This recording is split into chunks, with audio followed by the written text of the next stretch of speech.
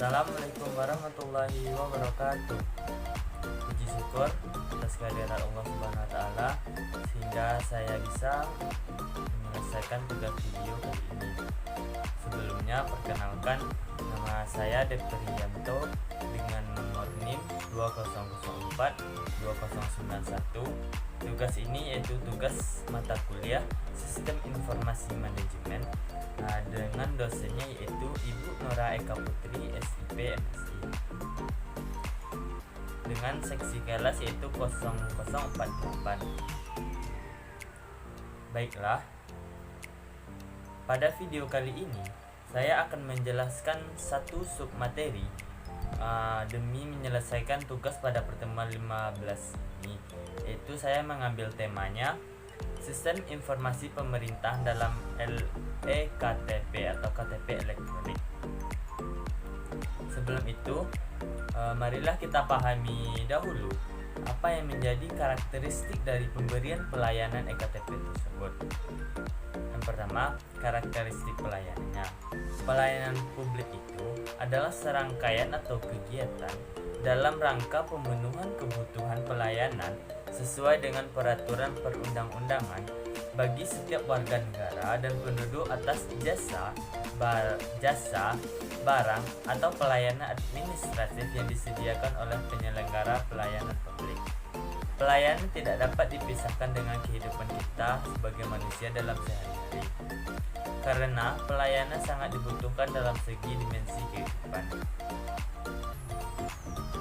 Berikut ini karakteristik pelayanan publik menurut Lembaga Administrasi Negara pada tahun 2003, yaitu memiliki dasar hukum yang jelas dalam penyelenggaraannya, memiliki kelompok kepentingannya luas termasuk kelompok sasaran yang ingin dicapai.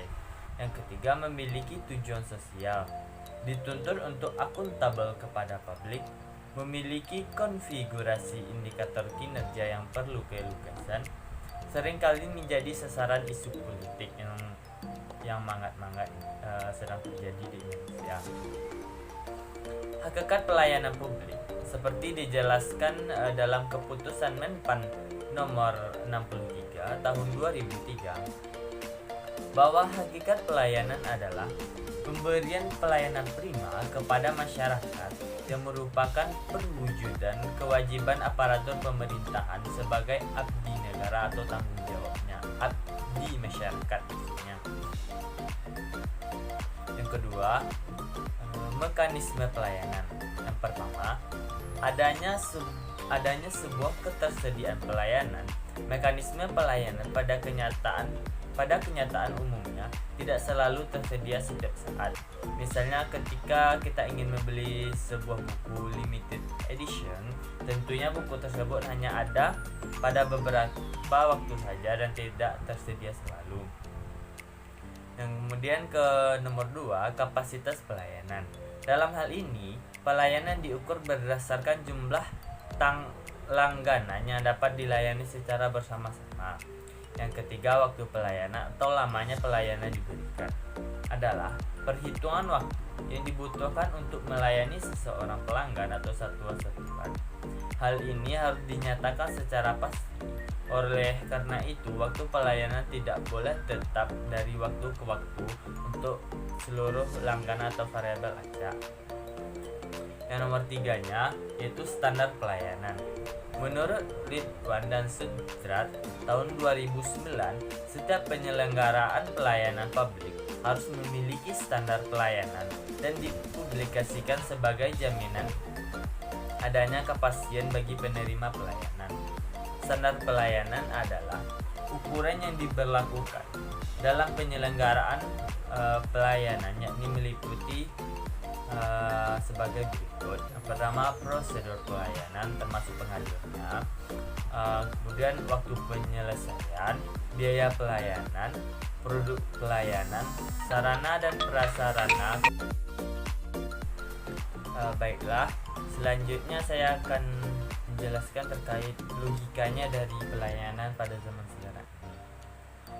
Dengan berkembangnya kemajuan teknologi, berkembangnya media informasi seperti internet, media cetak maupun elektronik membuat masyarakat semakin kritis terhadap layanan publik.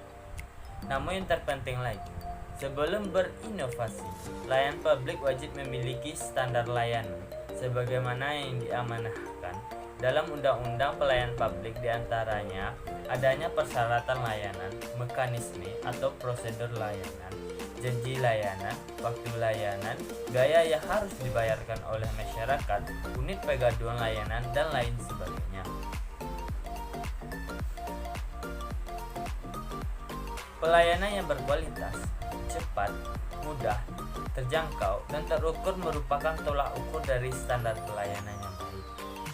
Undang-Undang Pelayanan Publik dapat memberikan kepastian hukum dalam hubungan antara masyarakat dan penyelenggara pelayanan publik, sehingga diharapkan dapat menghindari dari maladministrasi di sektor pelayanan publik.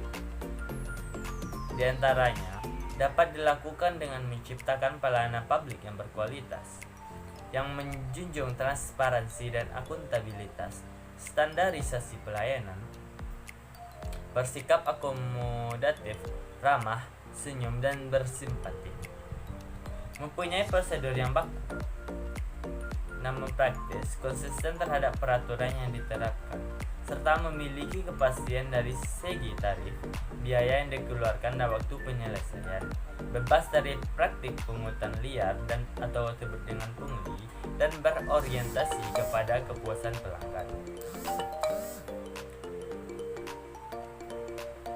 Kemudian, harus berjalannya secara sungguh-sungguh fungsi internal di sektor pelayanan perlu ditingkatkan dengan melakukan kerjasama dengan lembaga lainnya. Bahkan dengan inovasi-inovasi yang dibuat, seperti melalui online tentunya, adalah untuk dapat diharapkan pelayanan menjadi gampang, mudah, cepat, terjangkau, dan biaya serta waktu pelayanan lebih ringan dan singkat, serta bisa mencegah adanya potensi pungutan liar, yang mana itu merupakan suatu permasalahan yang benar-benar harus ditangani dan dihadapi oleh pemerintahan dalam bidang pelayanan. Berikutnya, pelayanan publik zaman sekarang tentunya diharapkan dapat dirasakan memiliki akuntabilitas, respontabilitas, dan efisien yang tinggi. Satu hal yang sangat tidak kalah penting di zaman sekarang ini, dilakukannya pengawasan dalam penyelenggaraan pelayanan publik, baik yang dilakukan oleh pengawasan internal, penyelenggara pelayanan publik, maupun pengawasan oleh eksternal, yaitu pengawasan yang dilakukan dengan peran aktif dan partisipatif dari elemen masyarakat dan lembaga negara termasuk Ombudsman Republik Indonesia, baik yang di pusat maupun Ombudsman RI perwakilan.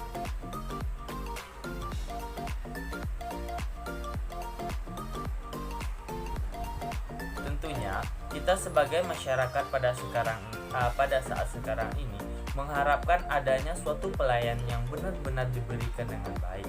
Kita mengharapkan bentuk pelayanan itu dapat memuaskan apa yang ingin kita capai atau yang sedang kita urus di dalam pelayanan tersebut. Baiklah, langsung saja kepada sub pembahasan materinya, yaitu penganalisisan terkait kebijakan EKTP pada saat sekarang ini. Yang pertama, konsep EKTP. EKTP atau biasa disebut KTP elektronik, yang mana itu bisa bertahan seumur hidup. Artinya kita tidak perlu mengurusnya lagi, hanya cukup satu kali saja. Merupakan satu dokumen kependudukan yang memuat sistem keamanan atau pengendalian baik dari sisi administratifnya ataupun teknologi informasi dengan berbasis pada database kependudukan nasional. Penduduk hanya diperbolehkan atau kita hanya diperbolehkan mengurus KTP tersebut hanya satu kali, atau masing-masing dari kita hanya boleh memiliki satu KTP dan memiliki nomor induk keluarga hanya satu.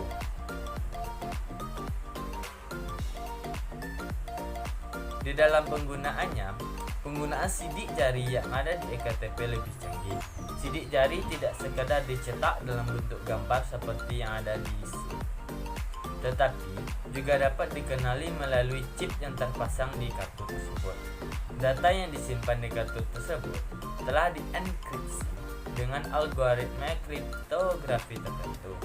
Proses pengambilan sidik jari dari penduduk sampai dapat dikenali dari chip kartu adalah sebagai berikut. Sidik jari yang terekam dari setiap wajib KTP adalah seluruh jari berjumlah kesepuluhan jari kita. Tetapi yang dimasukkan di dalam data itu masukkan di dalam datanya adalah chip hanya 2 jari, yaitu jari jempol dan jari telunjuk kanan.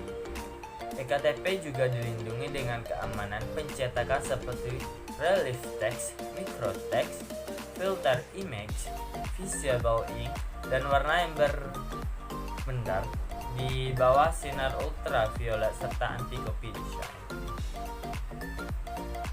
Nah, dari sini saya mengemukakan adanya beberapa permasalahan terkait iktp pada saat sekarang ini.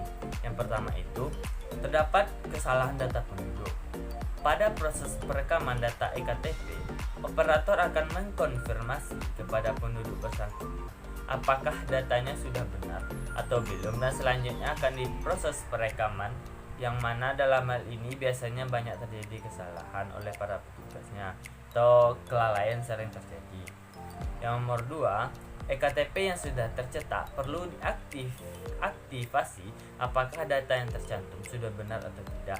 Dalam beberapa penduduk atau petugas pemerintahan hanya sebatas mendistribusikan EKTP saja, dan aktivasi dilakukan di kemudian hari, sehingga menyebabkan penduduk yang memiliki jarak yang jauh dari kantor pemerintahan bersangkutan enggan melakukan aktivasinya.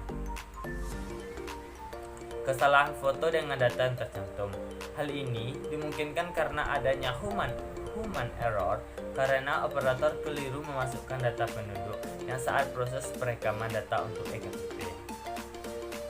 Terakhir, program EKTP terkesan terburu-buru untuk implementasikan, dengan buktinya adanya pengunduran program pada tanggal 31 Desember 2013 karena jumlah penduduk pada saat rekapitulasi tahun 2009 tidak ditargetkan atau tidak diasumsikan sesuai dengan jadwal implementasi yang beredar.